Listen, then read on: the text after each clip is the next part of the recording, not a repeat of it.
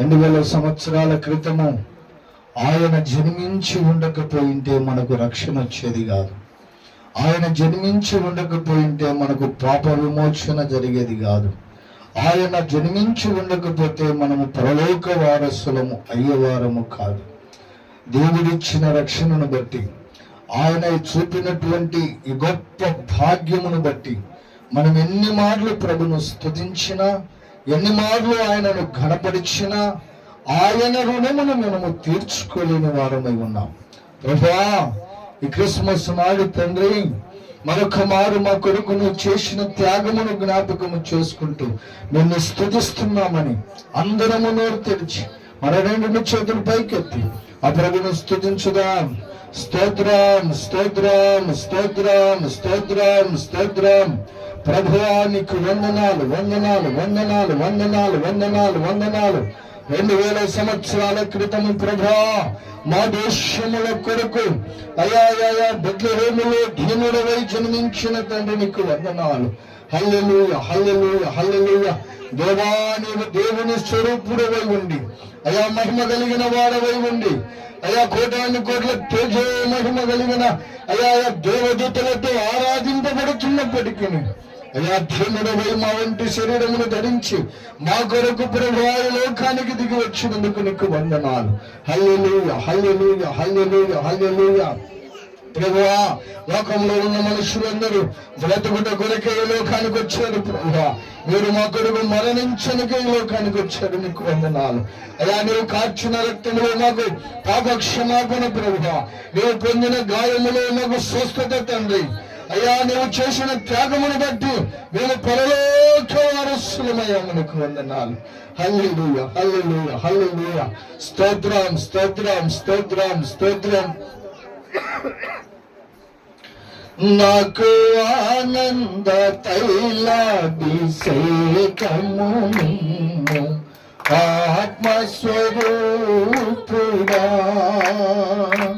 నాకు ఆనంద తైలాభిషేకము నిన్ను ఆత్మస్వరూపుడా, ఆత్మస్వరూపుడా. నా ప్రేమ పూర్ణుడా, పరిశుద్ధాత్ముడా, నా ప్రేమ పూర్ణుడా. ఆనంద తైలాభిషేకము ఆత్మస్వరూపుడా, నాకు ఆనంద తైలాభిషేకము ఆత్మస్వరూపుడా, ఆత్మస్వరూపుడా. నా ప్రేమ పూర్ణుడా, పరిశుద్ధాత్ముడా, నా ప్రేమ పూర్ణుడా, నాకు ఆనంద తైలాభిషేకము ఆత్మస్వరూపుడా, నాకు ఆనంద తైలాభిషేకము ఆత్మ అరణ్య భూమిని ఫలింపజేయును ఆత్మస్వరూపుడా, అరణ్య భూమిని ఫలింపజేయును ఆత్మస్వరూపుడా. నా ప్రేమ పూర్ణుడా, నా ప్రేమ పూర్ణుడా, నాకు ఆనంద తైలాభిషేకము ఆత్మస్వరూపుడా, నాకు ఆనంద పరమశరవతే ఆత్మస్వరూపుడా. ఎల్లుండి నా ఎముకలు దీవింపచేయును ఆత్మస్వరూపుడా,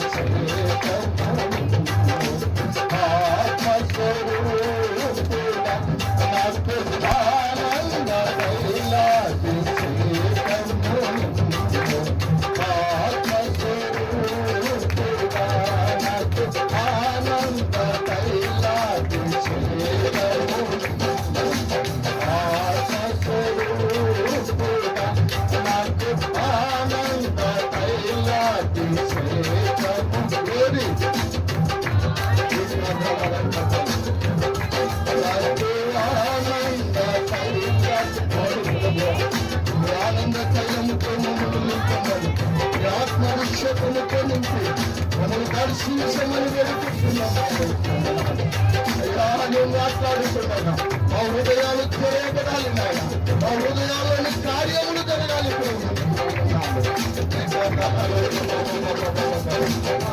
నాకు ఆనంద తైలాది ఆత్మస్వరూపుడా, నాకు ఆనంద తైలాది ఆత్మస్వరూపుడా, శేఖము ఆత్మస్వరూపుడా.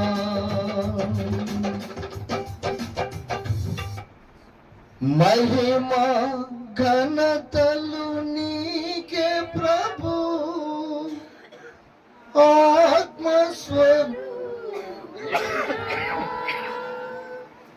మహిమ ఘనతలు నీకే ప్రభు, ఆత్మస్వరూపుడా, నా ప్రేమ పూర్ణుడా. చెబుదాం, నా ప్రేమ పూర్ణుడా, నాకు ఆనంద తైలాభిషేకము నిమ్ము, ఆత్మస్వరూపుడా, నాకు ఆనంద తైలాభిషేకము నిమ్ము, ఆత్మస్వరూపుడా,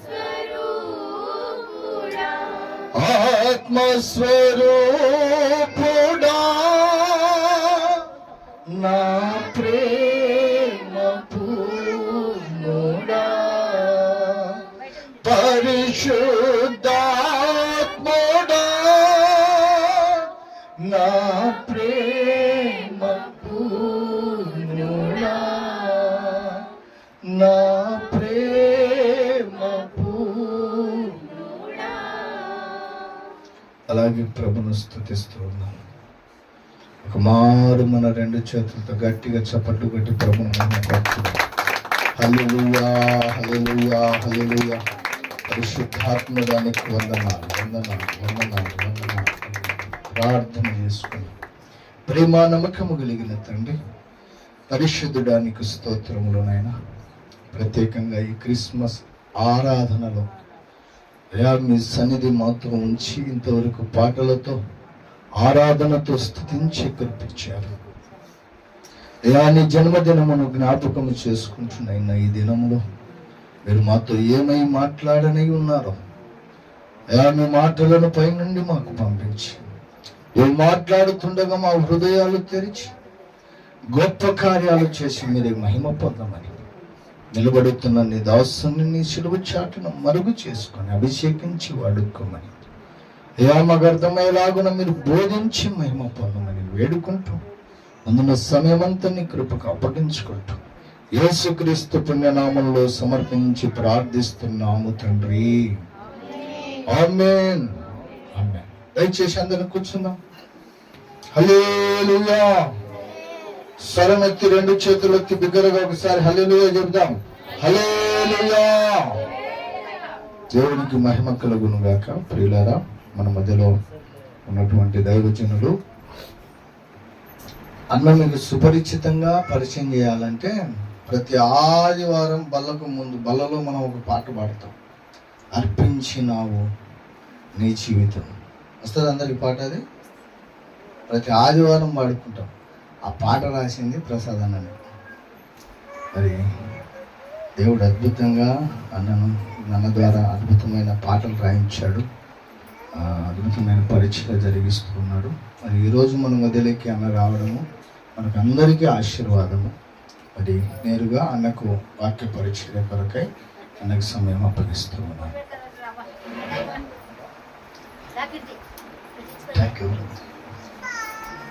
మంచిది.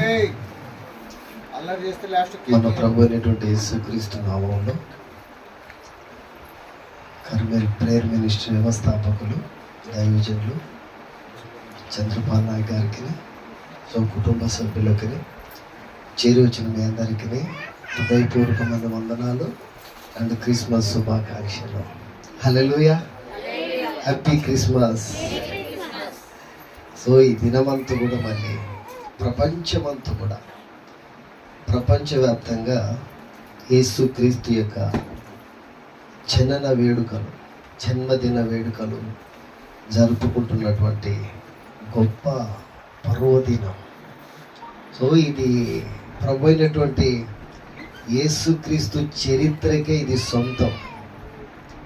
ప్రపంచవ్యాప్తంగా ఆయన జన్మదినం వేడుకలు జరుపుకోవడం అన్నటువంటిది ఇది యేసుక్రీస్తు చరిత్రకే సొంతం. ఇది ఆయన చరిత్ర ఘన చరిత్ర. ఇది భూమి మీద ఎన్ని చరిత్రలు, ఎన్ని పుస్తకాలు తిరిగి వేసినా చూసినా ఇట్లాంటి చరిత్ర 25,000 సంవత్సరాలు అవుతున్న 2025 సంవత్సరాలు అవుతున్న ఆయన జన్మదిన వేడుకలు జరుపుకోవడం అంటే యేసు ప్రభు యొక్క ఘన చరిత్రకే ఇది సొంతం. హల్లెలూయా. మంచిది ప్రియులారా, మళ్ళీ ఇంతవరకు చక్కగా క్రిస్మస్ పాటలు పాడి దేవుని ఆరాధించారు. సో దైవజనులు కూడా చక్కటి ఆరాధనలో మనం నడిపించారు. మళ్ళీ ప్రభు అయినటువంటి యేసుక్రీస్తు ఈ లోకానికి రావడం అన్నటువంటిది కొన్ని వందల సంవత్సరాల దేవుని ప్రణాళిక. అది ప్రవక్తల ద్వారా కొన్ని వందల సంవత్సరాల నుండి తన కుమారుని వాక్యమై ఉన్నటువంటి దేవుడు శరీరధారి అయి కృపా సత్య సంపూర్ణుడుగా మన మధ్య నివసించి తానే తన ప్రజల్ని వారి పాపం నుండి విడిపించాలన్న ప్రణాళిక, సంకల్పం అన్నది కొన్ని వందల సంవత్సరాల ప్రణాళిక దేవుడి. సో ఆ ప్రణాళిక నెరవేర్చడానికే దేవుడు ఈ భూమి మీద కొందరిని ఎన్నుకున్నాడు. తన కుమారుని ఈ లోకానికి పంపి ప్రజల్ని వారి పాపముల నుండి విడిపించి ఆ నిత్య రాజ్యానికి, దేవుని రాజ్యానికి చేర్చడానికి కొందరిని తను ఎన్నుకున్నట్లుగా మనం చూస్తాం. సో వారిలోనే కన్యక అయిన మరియా, ఆ తర్వాత యేసేపు, సో ఆ తర్వాత గొర్రెల కాపర్లు, ఆ తర్వాత జ్ఞానులు. సో వీళ్ళని దేవుడు ఎన్నుకొని వీరి ద్వారానే దేవుడు తన సంకల్పమును, తన ప్రణాళికను, తన చిత్తమును జరిగించినట్లుగా మనం చూస్తాం. సో వీరిలో ప్రధానంగా కన్యక అయినటువంటి మరియా, నీతిమంతుడైనటువంటి యేసేపు, వీళ్ళు సామాన్యమైన కుటుంబంలో జన్మించిన వాళ్ళే. వీళ్ళు పెద్ద భూస్వాములేం కాదు, వీళ్ళు పెద్ద ఉన్నతమైనటువంటి ఆస్తిపరులేం కాదు. వీళ్ళు వారికంటే ముందున్నటువంటి జకరియా, ఎలిజబెతులు వారు కూడా సామాన్యులే, పేద కుటుంబాలే. కాకపోతే దేవుని యొక్క సకల ఆజ్ఞల చొప్పున నడుచుకుంటూ నిరపరాధులుగాను, నీతిమంతులుగాను తమ జీవితాలను దేవుని సన్నిధిలో కొనసాగిస్తున్నటువంటి కుటుంబాలు ఈ కుటుంబాలు. సో వారిలో నుండే కన్యక అయినటువంటి మరియా, యేసేపు సామాన్యులు. అయితే వీళ్ళు దేవుని యొక్క ఆజ్ఞలను అనుసరించి భయభక్తులు కలిగి దేవుని సన్నిధిలో వారు తమ జీవితాలని కొనసాగిస్తున్నటువంటి తరుణములో గాబ్రియేల్ అన్నటువంటి దేవదూత దేవుని చేత పంపబడి నజరేత్ అనేటువంటి గ్రామంలో దావీదు వంశస్థుడైనటువంటి యేసేపునకు ప్రధానము చేయబడిన కన్యక మరియ యొద్దకు దేవుని చేత పంపబడను. ఆ కన్యక పేరే మరియా. సో ఆమె దగ్గరికి దేవుని చేత పంపబడిన దేవదూత ఆమె దగ్గరికి దిగి వచ్చి అంటున్న మాట మనం చూద్దాం. లూకా సువార్త 1వ అధ్యాయం.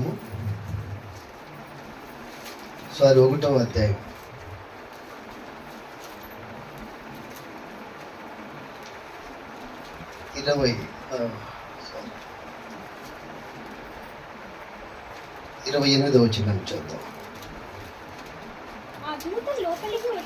ఆ దూత లోపలికి వచ్చి ఆమెను చూచి దయాప్రాప్తురాలా నీకు శుభము, ప్రభువు నీకు తోడై ఉన్నాడని చెప్పాను. తర్వాత సో ఇక్కడ పరలోకములో నుండి గాబ్రియేల్ అనేటువంటి దేవదూత కన్యక అయిన మరియ దగ్గరికి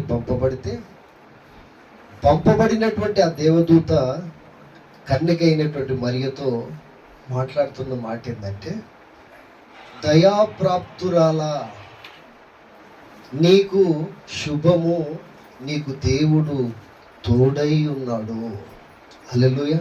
సో ఎంత భాగ్యం అండి ఇక్కడ కన్యకైన మరియది. దేవుని యొక్క దయకే ప్రాప్తురాలుగా మార్చబడింది. అంటే తన భక్తి ఎలా ఉంటుందో ఒకసారి మనం పరిశీలన చేస్తే తెలుస్తుంది. ఆయన సామాన్యుడు కాదు దేవుడు, సృష్టి నిర్మాణకుడు అయినటువంటి దేవుడు. ఆయన పరిశుద్ధుడు, నీతిమంతుడు, సత్యవంతుడు, మహాకాశములు పట్టజాలని దేవుడు. ఆయన దయకే ఈమె ప్రాప్తురాలు అయిందంటే సో ఆయనకి ఎంత ఇష్టంగా బ్రతికుంటుంది. దేవుని యందు భయభక్తులు కలిగి ఉండటంలో ఏమాత్రం వెనకాడకుండా దేవుని యొక్క ఆజ్ఞల ప్రకారంగా తను జీవించినందువల్లనే దేవుని యొక్క దయకు ఆమె ప్రాప్తురాలైంది. అది చాలా గొప్ప భాగ్యం. సో ఈ రోజున మరి లోకంలో చూస్తూ ఉంటాం, మనుషుల దయను సంపాదించుకోవడానికి చాలా మంది ప్రాకులాడుతుంటారు, ప్రయాసపడుతూ ఉంటారు.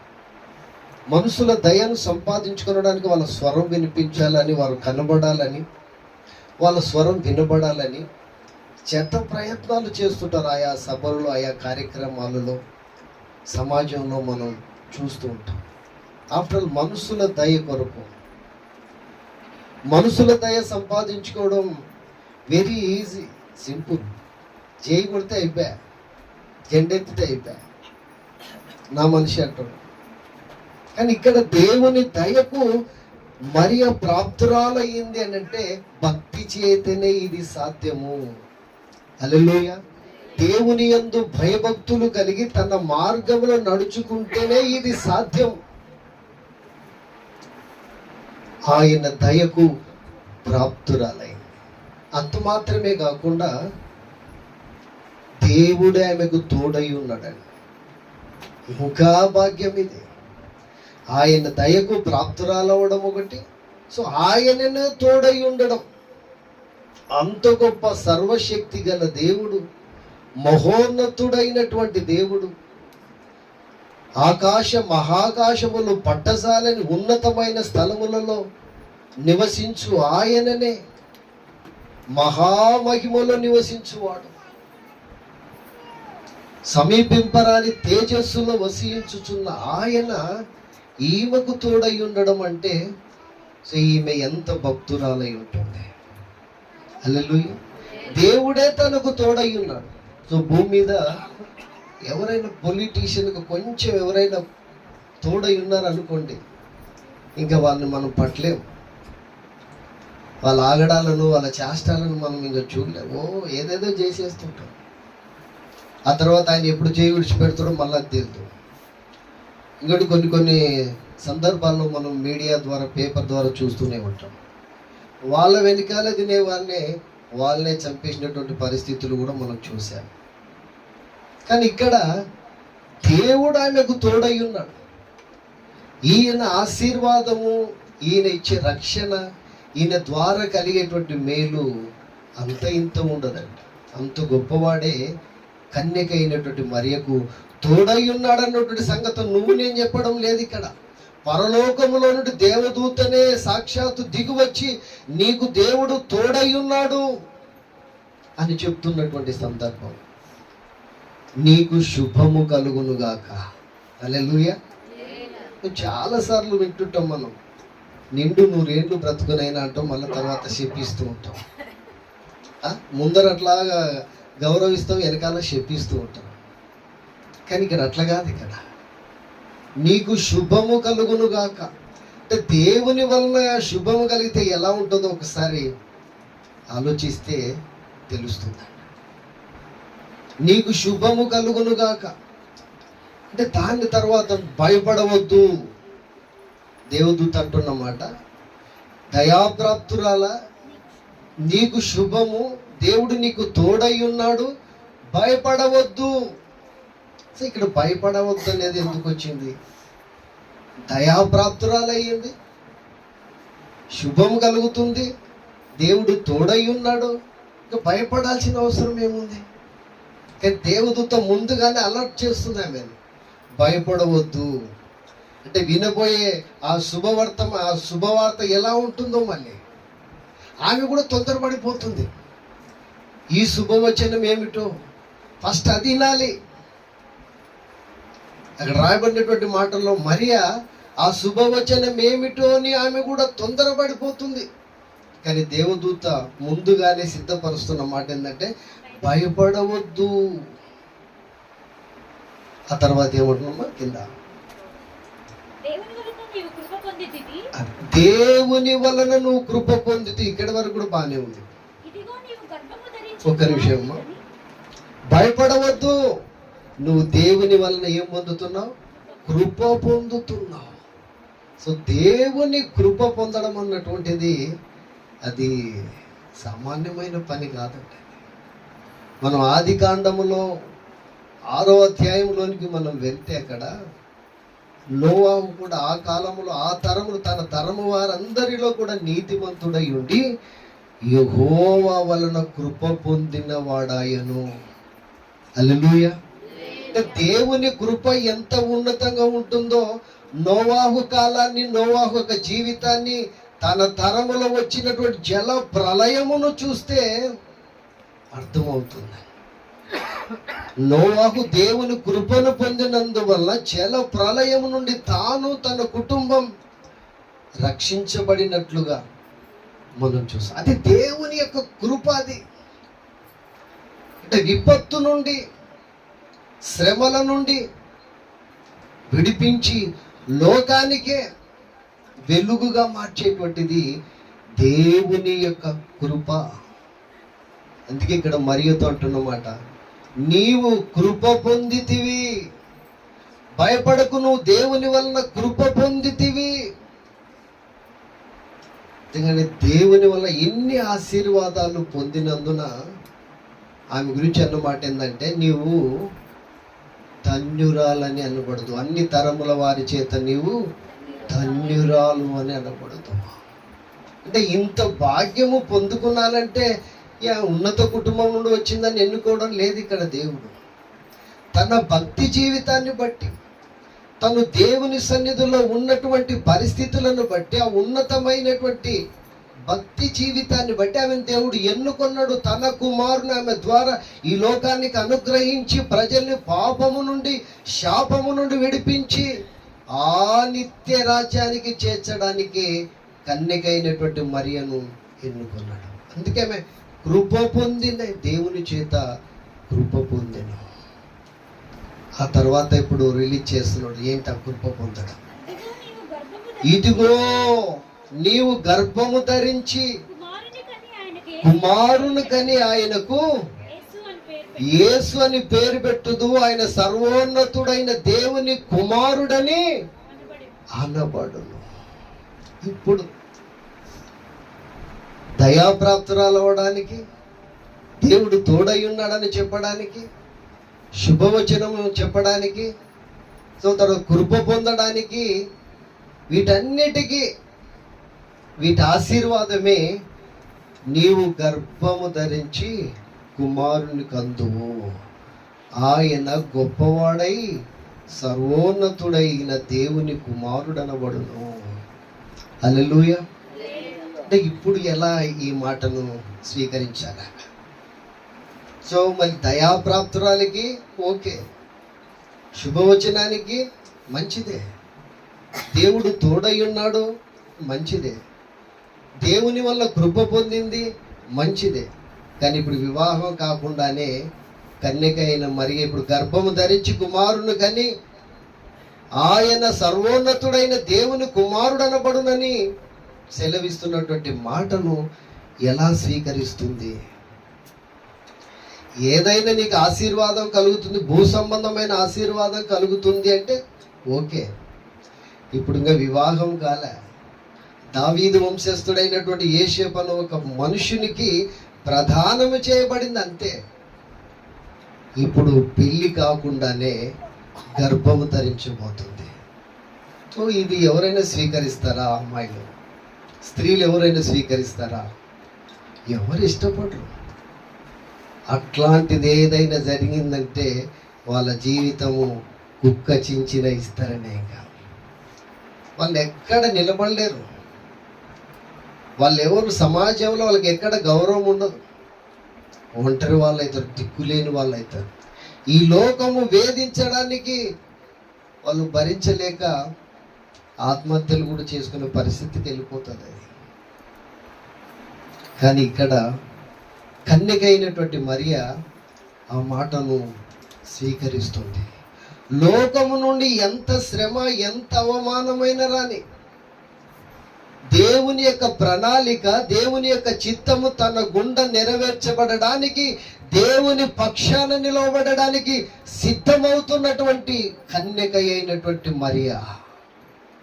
సరిగ్గా కొన్నిసార్లు మన జీవితాల్లో దేవుని పక్షాన నిలవబడడానికి మనం సిద్ధపడాలని వస్తుంటాయి. లోకములో నుండి ఎన్నో శ్రమలు, ఎన్నో అవమానాలు, ఎన్నో ఇబ్బందులు, ఎన్నో ఆటంకాలు, ఎంతోమంది శత్రువులు ఎదురవుతుంటారు. ఎన్నో రోగాలు, ఎన్నో తెగుళ్ళు ఎదురవుతుంటాయి.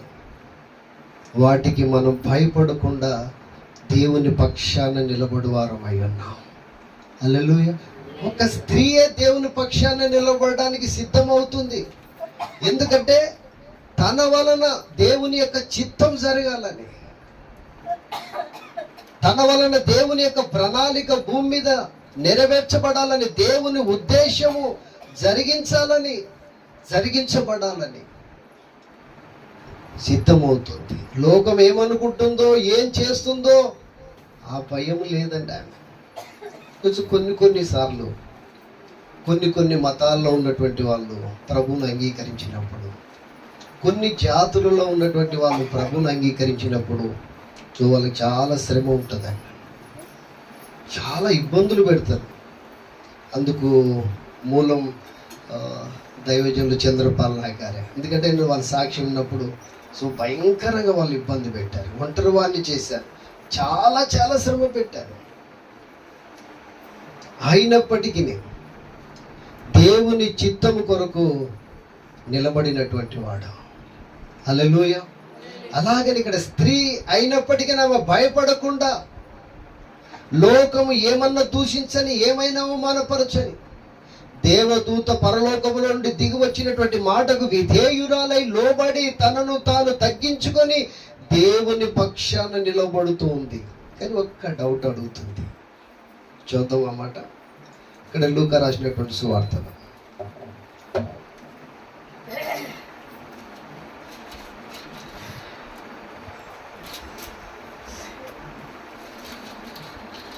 ఒకటో అధ్యాయము,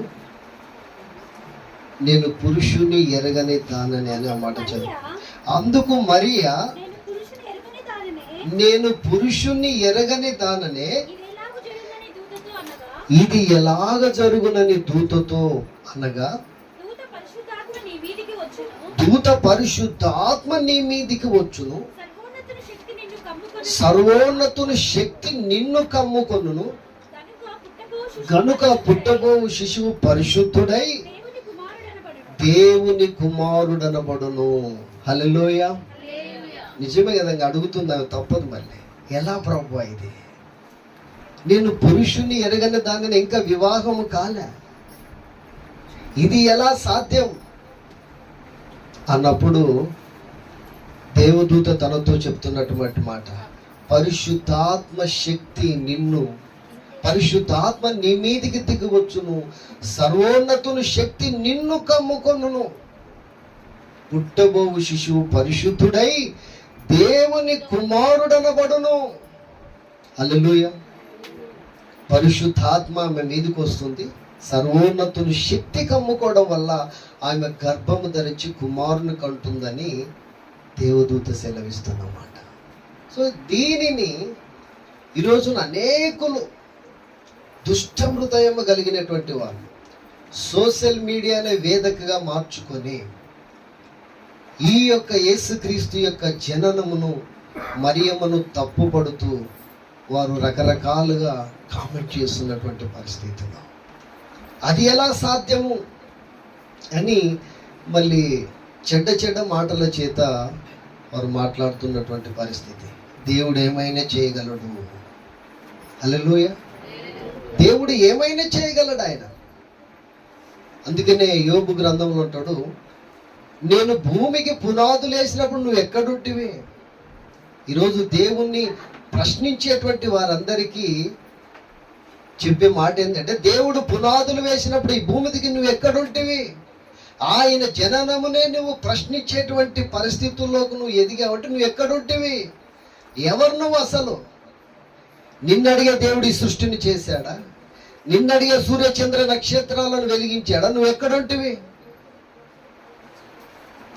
అది దేవుని యొక్క సంకల్పము, దేవుని యొక్క చిత్తము, దేవుని యొక్క ప్రణాళిక భూమి మీద నెరవేర్చబడి సమస్త మానవాళిని పాపము నుండి విడిపించడానికి ఆయన ఆశ్చర్య కార్యము చేస్తూ ఉంటే దాన్ని తప్పుబట్టి దాన్ని ఏదో అపార్థము చేసి సమాజానికి చెడుగా చేరవేయడం అనేటువంటిది ఎంత చెడ్డ హృదయం అది. ఇక్కడ పరిశుద్ధాత్మ వలన కలుగుతుంది. ఆ రోజు దేవుడు ఈ సృష్టినంతా కూడా తన నోటి మాట చేత కలుగు చేశాడు. ఇంకోటి, మనమేమో మట్టి, ఆయన చేతిలో మట్టి ముద్ద. మనం ఆయన పోలికను ఆయన స్వరూపమును గీచి ఆయన ఊదగా జీవాత్మ అయిన మనం ఆయన ప్రశ్నించడం ఎంత విచారకరము. ఆయన జన్మను, ఆయన యొక్క ప్రణాళికను, ఆయన రాకను మనము అపార్థం చేయడం అన్నటువంటిది ఎంత అశాస్పదమైనటువంటిది.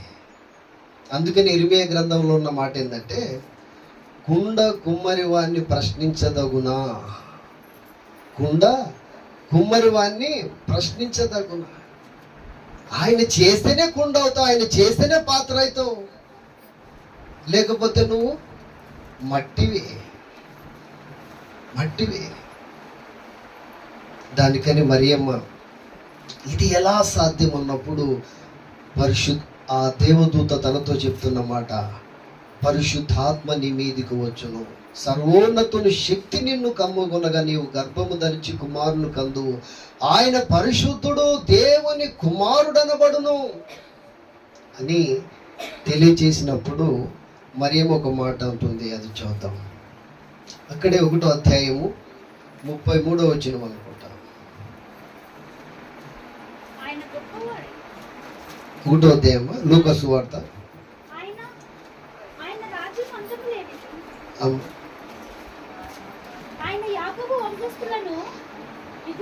సరే 38వ వచనం. 1వ అధ్యాయం 38వ వచనం. అందుకు మరియా, ఇదిగో ప్రభు దాసురాలును, నీ మాట చొప్పున నాకు జరుగునుగాక. హల్లెలూయా. సిద్ధమైపోయింది. లోకం నుండి ఏమైనా రాని, ఎంత శ్రమనైనా రాని, ఎంత అవమానమైన కలగని, ప్రధానం చేసుకున్న ఏసేపు అవసరమైతే విడిచిపెట్టని గాక. నీ దాసురాలునైన నాకు, ఇదిగో నీ మాట చొప్పున నాకు జరుగునుగాక. ప్రభు పక్షాన తెగించి గొప్ప సమర్పణతో, త్యాగముతో నిలబడుతుందండి దేవుని పక్షాన. నీ దాసురాలునైన నాకు, ఎంత విధేయురాలైపోయిందండి ఆమె దేవుని సన్నిధిలో. నీ దాసుడనైన నేను అంటే ఇలాగనే మనం ప్రభు సన్నిధిలో ఆయన ఎదుట భక్తి జీవితాన్ని కొనసాగించాలి. ఆయన దాసురాలుగా, ఆయన దాసులముగా ఆయన సన్నిధిలో మనం విధేయులుగా ఉంటేనే ఆయన చిత్తం మనలో నెరవేర్చబడుతుంది. నీ మాట చొప్పున నాకు జరుగును గాక. సో వెల్కమ్ పలికేసింది, కుమారుణ్ణి ఆమె గర్భము ధరించింది. ఈ వార్త తనను ప్రధానము చేసుకున్నటువంటి యేసేపు యుద్ధకు చేరింది. సో తనకి ఎలా ఉంటుంది? తనకి ఎలా ఉంటుంది? ఎవరైనా చేసుకుంటారా? వివాహము కాకముందే గర్భవతి అయ్యిందంటే ఎవరైనా ముందుకు వస్తారా?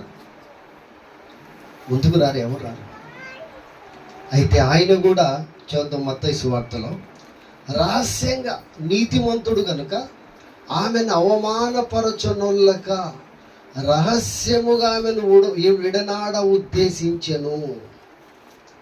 యేసేపు నీతిమంతుడు, తాను కూడా దేవుని యొక్క సకల ఆజ్ఞల చొప్పున నడుచుకుంటూ నీతిమంతుడుగా దేవుని సన్నిధిలో తన జీవితాన్ని కొనసాగిస్తున్నటువంటి వాడే. అయితే తను తీసుకున్నటువంటి నిర్ణయం ఎలా ఉందో ఒకసారి మనం ఆలోచన చేస్తే తెలుస్తుంది. ఆమె భర్త అయిన యేసేపు నీతిమంతుడై ఉండి ఆమెను అవమానపరచనొల్లక రహస్యముగా ఆమెను విడనాడ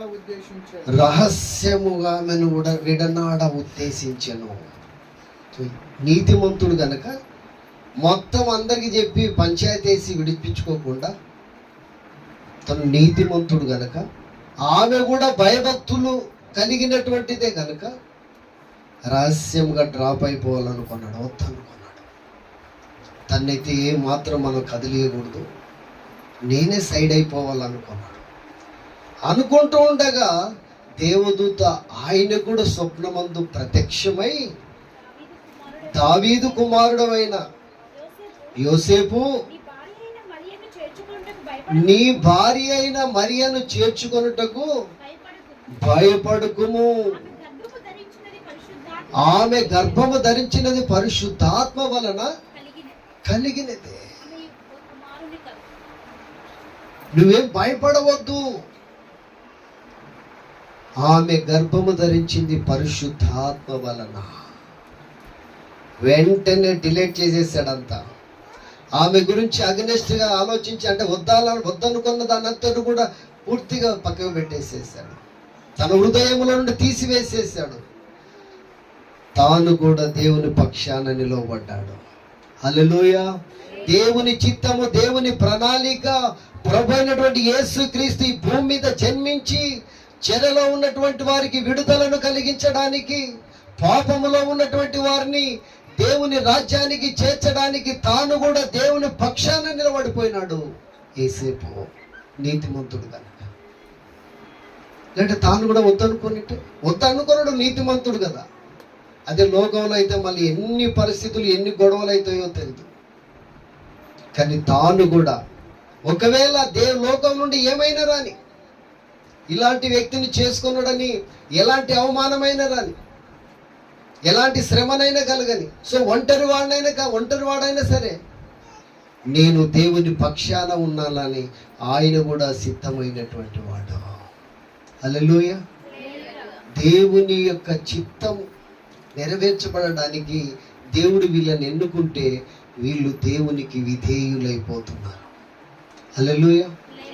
ఆ తర్వాత కుమారుడు బెత్లెహేములో జన్మించేశాడు. ఆయన పశువుల పాకలో పొత్తి గుడ్డలతో చుట్టబడి తొట్టిలో పరుండబెట్టాడు. ఆ వార్తను రాత్రి వేళ గొర్రెలు కాచుకుంటున్నటువంటి గొర్రెల కాపర్ల యొద్దకు పరలోకములో నుండి మరలా దేవదూత ఇక్కడికి దిగి వచ్చింది. మరియ దగ్గరకు వచ్చిన దేవదూత, యేసేపు దగ్గరకు వచ్చిన దేవదూత ఇప్పుడు పుట్టినటువంటి ఆ శుభవర్తమానాన్ని తెలియజేయడానికి గొర్రెల కాపర్ల దగ్గరకు వచ్చిన దేవదూత.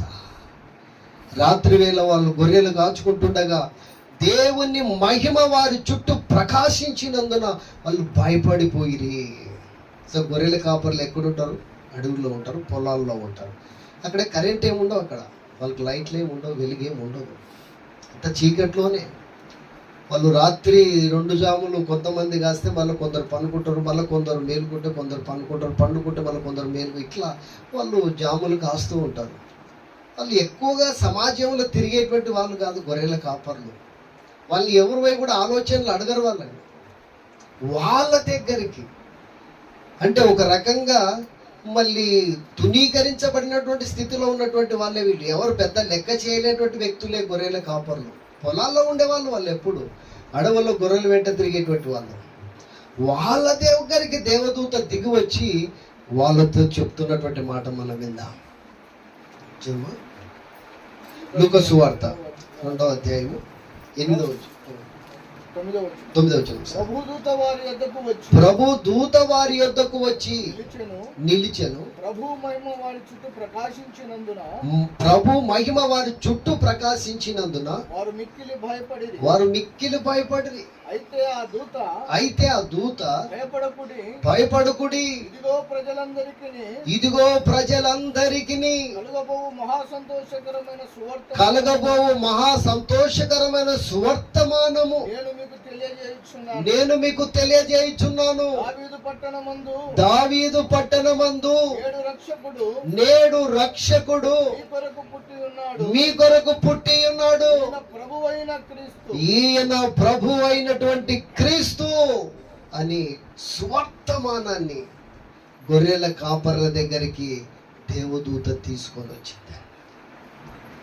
దావీదు పట్టణమందు నేడు రక్షకుడు మీ కొరకు పుట్టి ఉన్నాడు. ఇది సమస్త ప్రజలందరికీ కలగబోయే మహా సంతోషకరమైన సువర్తమానము.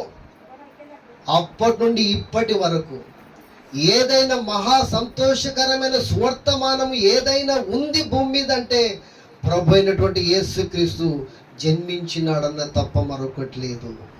హల్లెలూయా. గొప్ప సువర్తమానము, అది ప్రజలందరికీ మహా సంతోషాన్ని కలిగించేటువంటి సువర్తమానము ఈ గొర్రెల కాపర్ల దగ్గరికి దేవదూత ద్వారా తీసుకొని రాబడింది. వారు ఆ సువర్తమానముని విని ఉటిన గొర్రెలను విడిచిపెట్టి వెతుక్కుంటూ బెత్లెహేముకు వారు వెళ్ళారు. వెళ్ళి యేసును కనుగొని వాళ్ళు కూడా ఆనందించి అక్కడ తమతో దేవదూత చెప్పిన సంగతులన్నీ అక్కడున్న వారికి ప్రచురము చేసిరి. హల్లెలూయా. రక్షకుడుగా ఉదయించినటువంటి జన్మించినటువంటి ఆ యేసు ప్రభును గురించి దేవదూత వాళ్ళకు పొలాల్లో ఏమైతే బోధించిందో, ఏమైతే చెప్పిందో ఆ సంగతులన్నిటిని వాళ్ళు అలాగనే మోసుకొని వచ్చి శిశువును చూసి అక్కడ ఉన్నటువంటి వారందరూ కూడా ఆ మాటలన్నీ వారికి ప్రచురం చేస్తున్నారు, బోధ చేస్తున్నారు, వినిపిస్తున్నారు. ఆయన పరిశుద్ధుడైన దేవుని కుమారుడనబడునని, సర్వోన్నతుడు కుమారుడనబడునని, ఆయనే తన ప్రజల్ని వారి పాపముల నుండి విడిపించునని సంగతులన్నీ కూడా అక్కడ ఉన్నటువంటి వారందరికీ బోధిస్తున్నప్పుడు వాళ్ళందరూ విన్న వారందరూ కూడా ఆశ్చర్యపడిపోతున్నారు. ప్రభు అయినటువంటి యేసు క్రీస్తును గూర్చి చెప్పినటువంటి ఆ సంగతులన్నింటిని కూడా వాళ్ళు విన్న వాళ్ళందరూ కూడా ఆశ్చర్యపోతున్నారు. ఆశ్చర్యపోతూ ఉండగా మరియమ్మ ఆ మాటలన్నీ కూడా తన హృదయంలో భద్రపరుచుకుందంట. అంతేనా? మరి ఏం చేసింది? తన హృదయములో వాటిని అయితే మరి ఆ మాటలన్నీ తన హృదయములో తలపోసుకొనుచు భద్రం ఇంకా గొప్పది. తలపోసుకొనుచు తన హృదయంలో ఏం చేసింది? భద్రం చేసుకుంది. సో ఇక్కడ ఎన్నోసార్లు మీరు ప్రతి ఆదివారం మళ్ళీ మధ్యాహ్న కూడికల్లో మీరు ఎన్నోసార్లు పాల్గొంటున్నారు. ప్రభు అయినటువంటి యేసు క్రీస్తును కూర్చున్నటువంటి సంగతులు, అనేక సంగతులు దైవజనుల ద్వారా మీరు వింటూ ఉన్నారు. ఇక్కడనే కాకుండా వాటిని బయటికి వెళ్ళినా కూడా వాటిని తలపోసుకుంటూ హృదయములో భద్రపరుచుకుంటే మన జీవితాల్లో ఆయన వల్ల కలిగే ఆశీర్వాదాలకు మనం పాత్రులం అవుతాం. హల్లెలూయా. ఆయన రక్షణకు మనం పాత్రులం అవుతాం. విడిచిపెడితేనే వ్యక్తులం అయిపోతాం, విడిచిపెడితేనే నిష్ఫలులమైపోతాం, విడిచిపెడితేనే ఇసుకలో ఇల్లు కట్టినటువంటి బుద్ధిహీనులను పోలిన వారు అవుతాం. ఆయన మాటలు ఎవరిని వాటి ప్రకారంగా నడుచుకుంటారో వారు బండ మీద తన ఇల్లు కట్టుకున్న బుద్ధిమంతులను పోలియుండును. బుద్ధిమంతురాలు గనక ఆ మాటల్ని తలపోసుకొనొచ్చు, తన హృదయములో వాటిని భద్రము చేసుకుంటుంది. వెండి బంగారాలు అయితే జాగ్రత్తగా చాలా భద్రం చేసుకుంటాం. ఏదైనా బాండ్ కాగితాలు కానీ, అగ్రిమెంట్ కాగితాలు కానీ, పట్టా కాగితాలు కానీ, సో ఎంత భద్రం చేసుకుంటాం అంటే అంత భద్రం చేసుకుంటాం. కానీ దేవుని మాటలు అంతకంటే ఎక్కువ భద్రం చేసుకోవాలి. హల్లెలూయా. మనని లోకములో పరిశుద్ధులుగా, నీతిమంతులుగా, దేవుని పిల్లలుగా నడుచుకొనున్నట్లుగా చేసేటువంటి మాటలు, జీవము కలిగినటువంటి మాటలు. గొర్రెల కాపర్లు వెళ్ళిపోయారు. ఆ సువర్తమానమును విని వచ్చి బాలుని చూసి చెప్పిన విషయాలన్నీ వాళ్ళకి తెలియజేసి వారు వెళ్ళిపోయారు. మరలా ఇప్పుడు నక్షత్రం, తూర్పు దేశంలో ఉన్నటువంటి జ్ఞానులకు నక్షత్రం కనబడింది. వారు ఆ నక్షత్రమును చూసి రాజు పుట్టాడని బయలుదేరారు వాళ్ళు. హల్లెలూయా. ఎక్కడో రాజు పుట్టాడు, అక్కడ పదండి మనం వెళ్దాం, ఆ రాజును చూద్దాం మనం అని వాళ్ళు నక్షత్రమును వాళ్ళు వెంబడిస్తూ వచ్చారు. కొంచెం తప్పిపోయినా మరలా దేవదూత ద్వారా వాళ్ళు మళ్ళీ సరి చేయబడి సరాసరి బాలుడు ఉన్నటువంటి ఇంటిలో మీదికి ఆ నక్షత్రం వచ్చి నిలబడినప్పుడు వారు చూసి ఆ ఇంటిలోనికి వెళ్ళి బాలును చూసి అత్యానంద భరితులై, హల్లెలూయా, అత్యానంద భరితులై బంగారును, బోలమును, సాంబ్రాణిని, కానుకలు ఆయనకు సమర్పించి వారు ఆరాధించిరి. హల్లెలూయా. క్రిస్మస్ అంటేనే ఇంకా దేవుని మనం ఆరాధించడం. హల్లెలూయా. ఆరాధన. వాళ్ళు జ్ఞానులు. అంటే ఇక్కడ కూడా ఉన్నారు జ్ఞానులు, యెరూషలేములో కూడా ఉన్నారు. వీళ్ళు కూడా లేఖనాలను తిరిగేస్తున్నాడు. మెస్సయ్య ఎక్కడ పుడతాడు, ఎప్పుడు వస్తాడని వీళ్ళు కూడా చాలా తిరిగేస్తున్నారు. కానీ వీళ్ళకు మరుగు చేశాడు ఆయన. అక్కడ తూర్పు దేశపు జ్ఞానుల వాళ్ళకు బయలుపరిచాడు, వాళ్ళని తీసుకొని వచ్చాడు ఇక్కడికి. ఇక్కడున్న వాళ్ళకు ముందే చెప్తే గాన వీళ్ళు హేరోదు రాజు చెప్పి ఆ చరిత్ర లేకుండా చేయాలని ప్లాన్ చేసేవాళ్ళు.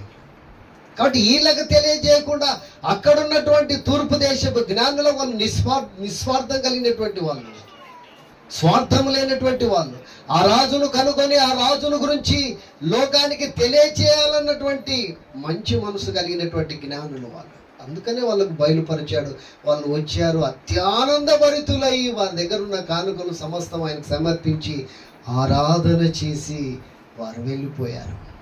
కానీ ఇక్కడ దేవుడు ఎన్నుకోకుండానే ఒక విలన్ ఎంటర్ అయ్యాడు దీంట్లోకి. వీళ్ళేమో దేవుడు ఎన్నుకున్నటువంటి వాళ్ళు, మరి అయినా, యేసేపు అయినా, గొర్రెల కాపరులైనా, సో జ్ఞానులైనా.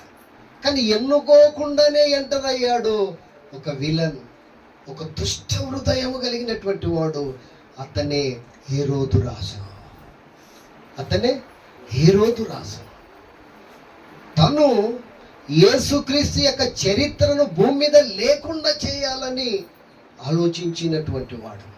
తనకిందుకు ఈ ఆలోచన కలిగిందంటే, ఈ జ్ఞానులు రాజు పుట్టాడంటే రాజుల ఇంటిలో పుట్టింటాడని హేరోదు రాజు ఈ భవనానికి వెళ్ళారు, ఇంటికి వెళ్ళారు. అక్కడెళ్ళి ఈ వార్త చెప్పాడు, రాజు, యూదుల రాజు పుట్టాడని. అప్పుడు ఆయన తన దగ్గర ఉన్నటువంటి శాస్త్రంలో పరిచయాలను పిలిచి ఆయన ఎక్కడ పుట్టాడు చూడండి అంటే వాళ్ళు కూడా చూశారు, అవయ్య పుట్టాడు అని చెప్పారు. ఆ తర్వాత మళ్ళీ వీళ్ళని మీరు వెళ్ళి ఆయన చూసి, ఈ జ్ఞానం తూర్పు దేశపు జ్ఞానం మీరు వెళ్ళి చూసి ఆ వార్తను మరలొచ్చి చెప్తే నేను కూడా వచ్చి ఆయన ఆరాధిస్తా అని చెప్పాడు.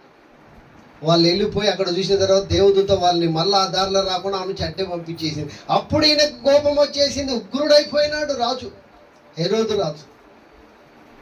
ఎందుకంటే రాజులకు ఉన్నటువంటి అలవాటు ఏంటంటే తమ సింహాసనము కదిలించబడుతుందేమో అనేటువంటిది వాళ్ళకి ఎక్కువ ఆధిపత్యం కలిగినటువంటి వాళ్ళు.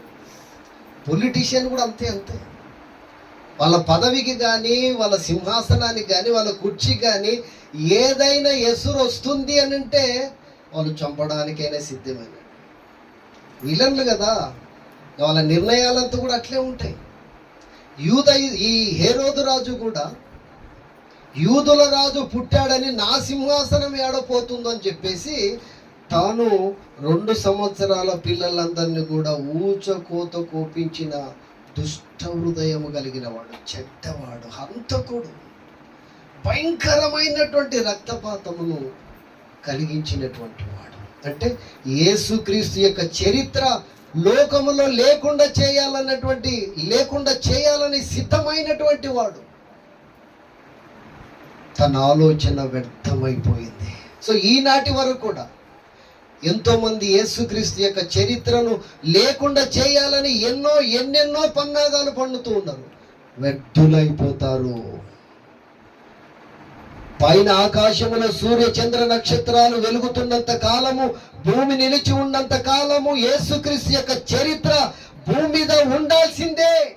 అది దేవుని ప్రణాళిక, దేవుని సంకల్పం, అది దేవుని చిత్తం. అది నువ్వు రాజువైనా అధికారివైనా ఎవరివైనా ఆయన చరిత్రను తుడిపివేయడం అన్నటువంటిది అసాధ్యం. అది సో దేవుడి యొక్క మాటలు మనందరి ఇంట్లో దీవించును గాక. Thank you. God bless you. ప్రార్థన చేసుకుందాం. అందరము మోకరించి కళ్ళు మూసుకొని ప్రార్థన చేసుకుందాం. దైవజనుని ద్వారా శ్రేష్టమైన మాటలు దేవుడు మనతో మాట్లాడాడు. క్రిస్మస్లో మరి మరియా కన్యకయ్య ఉండి కూడా గర్భమును ధరించింది. ప్రభు కొరకు, దేవుని కొరకు తన జీవితాన్ని త్యాగం చేసింది. ఆమె దయాప్రాప్తురాలు కానిక, దేవుని కృప పొందనిక ఆమె చేసిన భక్తి, ఆమె చేసిన పరిశుద్ధత, ఆమె జీవించిన జీవితం.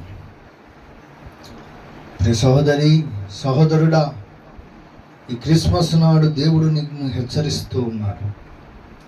ఇదిగో, నీ భక్తిని మెచ్చి ప్రభువు నీ పట్ల దయగలిగి ఉన్నాడా? నీ భక్తిని మెచ్చి ప్రభు కృప నీ మీద ఉన్నదా? లేక భక్తి ముసుగులో భక్తిహీనురాలివై బ్రతుకుతున్నావా? మరియమ్మ పొందిన సాక్ష్యము పొందగలిగిన భక్తి నీకున్నదా? ఒకసారి ఆలోచించు. యోసేపు నీతిమంతుడై తన భార్యను అవమానింపవల్లక న్యాయముగా ఇడిచిపెట్టాలనుకున్నాడు. దూత మాట్లాడినప్పుడు తన జీవితాన్ని కూడా దేవుని కొరకు సమర్పించుకున్నాడు. యోసేపు కూడా లోకమంతా చెప్పు ఉంటది, ఇలా పెళ్లి కాకముందే గర్భవతి అయిన అమ్మాయిని నువ్వు ఎందుకు పట్టుకున్నావురా? లోకమంతా నిందించినప్పటికీ దేవుని కొరకు అతడు నిలబడ్డాడు. మనం లోకాన్ని భయపడే క్రైస్తవుడు, లోకానికి గౌరవించే క్రైస్తవుడు, లోకం ఏమనుకుంటుందో అని మన భక్తి జీవితాన్ని పాడు చేసుకునే క్రైస్తవులమై ఉన్నామా? ఒకసారి ఆలోచించు. లోకం ఏమన్నా చెప్పుకొని గాక, నేను దేవుడి కొరకు యేసేపులాగా బ్రతకాలనే తీర్మానం నీకున్నదా? అలా బ్రతికావా? ఒకసారి ఆలోచించు. సహోదరి, సహోదరుడు, గొర్రెల కాపురులకు స్వార్థ అందినప్పుడు వారు అత్యానంద భరితులై ఆయనను స్తుతించి ఆ వార్త లోకమంతా చాటి చెప్పారు. నేర్చుకుంటున్న వాక్యము ఇతరులకు బోధించే స్థితిలోనూ ఉన్నావా? జ్ఞానులు తూర్పు దిక్కున ఆ నక్షత్రమును చూచి ఆయనను పూజించుటకు వెళ్ళి కానుకలు సమర్పించుకున్నారు. నువ్వు ప్రభు కొరకు సమర్పణ కలిగిన జీవితం నీకున్నదా? మరియకున్న భక్తి, యేసేపుకున్న త్యాగము, గొర్రెల కాపరులకున్న స్వార్థ ప్రకటించాలన్న భారము, జ్ఞానుల వలె సమర్పించుకునే మనసు, ఇవన్నీ స్వతంత్రించుకొని ప్రభును వెంబడించడమే అసలైన క్రిస్మస్. నువ్వు అలాగున్నావా? నామకార్థమైన జీవితం జీవిస్తూ క్రిస్మస్ లో ఆచరించుకుంటూ బ్రతుకుతున్నావా? ఎలాగున్నావో ఒకసారి ఉదయకాలం ముందు జ్ఞాపకం చేసుకో. ఈ క్రిస్మస్ నాడు ఒక తీర్మానం చేసుకో. ప్రభువా, ఈ భక్తుల లక్షణాలు కలిగి నేను యథార్థమైన క్రైస్తవురాలనై, భక్తి కలిగిన క్రైస్తవురాలనై, స్వార్థ భారము కలిగిన క్రైస్తవుణ్ణినై, ఇదిగో సమర్పణ కలిగిన జీవితము కలిగిన క్రైస్తవుని నేను బ్రతుకుటకు నా బ్రతుకును మార్చు ప్రభువా. ఎన్నో సంవత్సరాలు నా జీవితంలో వ్యర్థం చేసుకున్నాను. ఈ సంవత్సరం నుండి నా బ్రతుకును మార్చుకొని బ్రతుకుటకు నేను ఇష్టపడతా తండ్రి అని ఆయన పాదాలు పట్టుకుని ఒక తీర్మానం చేసుకున్నాను. సోదరి, నువ్వు కట్టుకున్న బట్టల ద్వారానో, నువ్వు చేసుకున్న వంట ద్వారానో, లేకపోతే భౌతికమైన వాటి కొరకు ప్రభు సంతోషించడం లేదు. ఈరోజు నీ మనస్సును మార్చుకుంటే ఆయన సంతోషిస్తాడు. అది ఆయన నీతో కలిసి పండుగ చేసుకుంటాడు. ఎలాగున్నావో జ్ఞాపకం చేసుకో, నిన్ను నువ్వు పరీక్షించుకో. అందరూ జీవించనికే ఈ లోకానికి వచ్చారు. ప్రభువు మన కొరకు మరణించనికనే ఈ లోకానికి వచ్చాడు. తన ప్రాణమును మన కొరకు అర్పించి మనల్ని రక్షించాడు. ఆయన నీ కొరకు సమస్తమును త్యాగం చేశాడు. నువ్వు ఏం చేస్తున్నావు ఆయన కొరకు? నువ్వు ఎలా బ్రతుకుతున్నావు ఆయన కొరకు? ఒకసారి జ్ఞాపకం చేసుకో, తీర్మానం చేసుకో. ఒక ప్రత్యేకమైన తీర్మానంతో ఈ స్థలం నుండి నువ్వు వెళ్ళగలిగితే నిజమైన క్రిస్మస్ వే చేసినట్టు సోదరి, సోదర. హల్లెలూయా, హల్లెలూయా. మోయలేని ఆభారమైన సిలువ నాకై భరించినావు.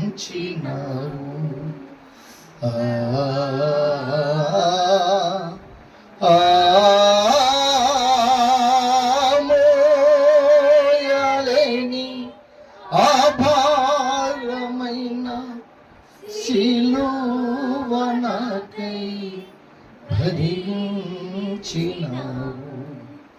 అర్పించినావు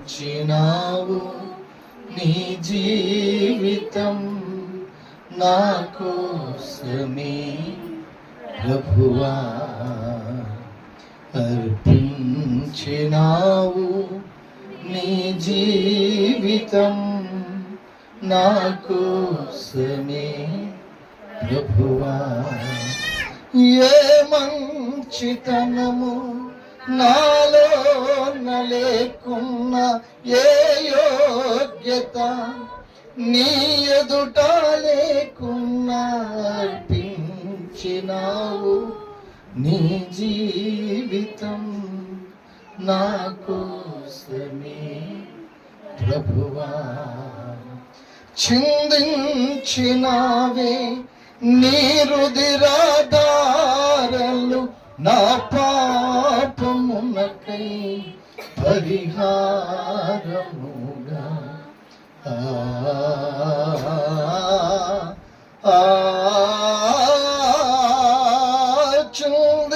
చిందించినావే నీ రుధిరధారలు నా పాపమునకై పరిహారముగా. అర్పించినావు నీ జీవితం నా కోసమే ప్రభువా. అర్పించినావు నీ జీవితం, చెబుదాం, నా కోసమే ప్రభువా. ఏ మంచితనము నాలో లేకున్నా, ఏ యోగ్యత నీ ఎదుట లేకున్నా, అర్పించినావు నీ జీవితం నా కోసమే ప్రభువా. అందుకే చెబుదాం, అర్పింతును నా జీవితం నీ కోసమే ప్రభువా. హృదయపూర్వకంగా చెబుదాం, అర్పింతును నా జీవితం నీ సేవకి ప్రభువా. మరొక మారు, అర్పింతును నా జీవితం నీ కోసమే ప్రభువా. అవును సోదరు, ప్రభు మన వంటి వాడయ్యాడు, దేవుడు మన వంటి వాడయ్యాడు. అది మనకు క్రిస్మస్. ప్రభు ఆశ మనము ఆయన వంటి వారము కావాలని. అప్పుడు ఆయనకు క్రిస్మస్. నువ్వు ఆయనలాగా మారుతున్నావా? ఎలాగున్నావో ఒకసారి పరీక్షించుకో. హల్లెలూయా, హల్లెలూయా, హల్లెలూయా.